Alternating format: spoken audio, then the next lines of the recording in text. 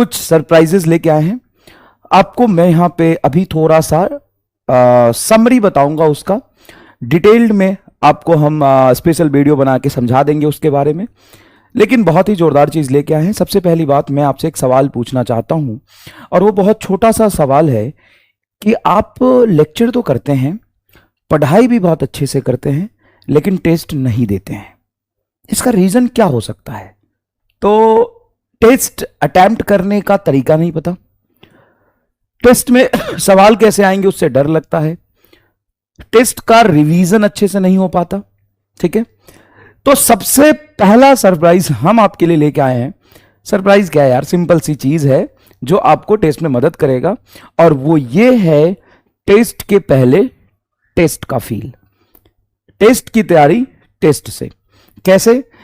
अब जितने भी शॉर्ट और लॉन्ग शेड्यूल्ड आपके टेस्ट हैं, उस टेस्ट से पहले आपको उस पर्टिकुलर सिलेबस जिससे टेस्ट में सवाल आ रहे होते हैं, उसकी प्रैक्टिस आप कंप्लीट नोट से नहीं कर पाते हो, ओपन सोर्स से नहीं कर पाते हो। जैसे 4 ही टॉपिक आ रहा है एग्जाम में, अब उस 4 ही टॉपिक के सवाल एक जगह कहां मिलेंगे और उसकी तैयारी कैसे होगी? तो अब हम आपको देंगे जितने भी आपके शॉर्ट और लॉन्ग टेस्ट है, उस टेस्ट में जितने क्वेश्चन आने वाले हैं, जिस टॉपिक से आने वाले हैं, सेम उसका रिप्लिका प्रैक्टिस के लिए टेस्ट से एक दिन पहले पीडीएफ सेक्शन में आपके बैच में अपलोड हो जाएगा। मान लो लॉन्ग टेस्ट होने वाला है 180 नंबर का। अब 180 नंबर का टेस्ट होने वाला है जिसमें बायोलॉजी में 4 टॉपिक, केमिस्ट्री में 4 टॉपिक, फिजिक्स में 4 टॉपिक और बॉटनी में 4 टॉपिक आ रहा है, 4 चैप्टर। मतलब अब उस 4 चैप्टर की तैयारी कैसे होगी, और हमें कैसे पता मेरी तैयारी हो चुकी है कि नहीं हो चुकी है?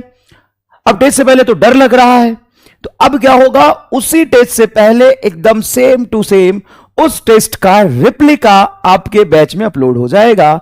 आप उसको घर पे बैठ के as a normal question practice की तरह टाइम लिमिट के साथ आप टेस्ट दे देंगे एक दिन पहले। अब इससे फायदा क्या होगा? एक दिन पहले आपकी उसी पर्टिकुलर टेस्ट की टेस्ट दे के तैयारी हो जाएगी, जिससे सिर्फ क्वेश्चन प्रैक्टिस ही नहीं, टाइम लिमिट के साथ आप टेस्ट देना भी सीख जाओगे।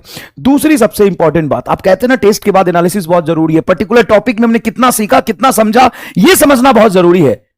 तो अब उस एनालिसिस की इफिशियंसी डबल हो गई, क्योंकि जितने टेस्ट थे तुम्हारे यकीन बैच में, क्या एज इट इज वो डबल हो गए, क्योंकि टेस्ट से पहले टेस्ट का रिप्लिका। ओ भाई, हां, तो अब मुझे किसी टॉपिक में एनालिसिस करनी है, तो उस एनालिसिस की एफिशिएंसी तो डबल हो गई। पहले तो मैं मान लो कि तुम्हारे शॉर्ट टेस्ट है, तो 48 क्वेश्चन के बेसिस पे तुम सही गलत और एनालिसिस करते।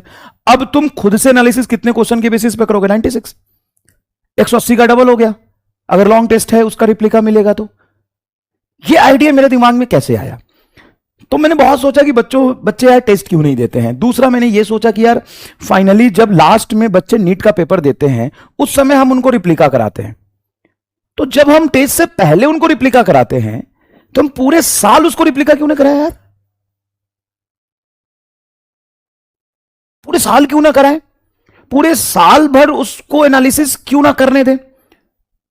और हम बार बार कहते हैं कि जिस पर्टिकुलर टॉपिक का टेस्ट है, उसका आप क्वेश्चन पर्टिकुलर एक टेस्ट पेपर दे के जाओ। मैं हमेशा ऑफलाइन में पढ़ाता था, अभी भी मैं बार बार बच्चों के नंबर नहीं आते हैं टेस्ट में, तो मैं यही कहता हूं कि बेटा एक काम करो, जिस टॉपिक का टेस्ट है ना, उस टॉपिक का टेस्ट पहले से अटेम्प्ट करके जाओ।